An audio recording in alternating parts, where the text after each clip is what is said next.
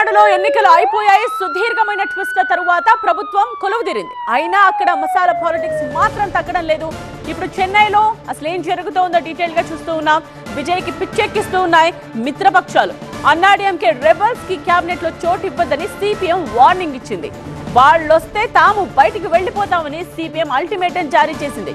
ఫలితాల తరువాత ప్రభుత్వ ఏర్పాటుకు మద్దతిచ్చింది సిపిఎం.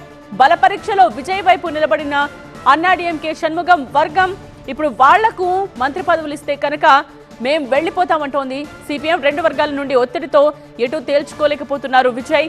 అన్నాడీఎంకే షణ్ముగం ముఖ్యమా లేకపోతే సిపిఎం షణ్ముగం ముఖ్యమా?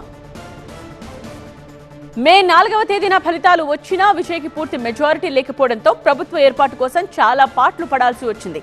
ముందు కాంగ్రెస్ మద్దతు, తరువాత వామపక్షాలు, మిగతా పార్టీల సపోర్ట్తో మొత్తానికైతే ప్రభుత్వం ఏర్పాటైంది. ప్రస్తుతం విజయ్ ఉదయం నుండి సాయంత్రం వరకు సచివాలయంలో వివిధ శాఖలపై సమీక్షలు చేస్తూ బిజీగా ఉన్నారు.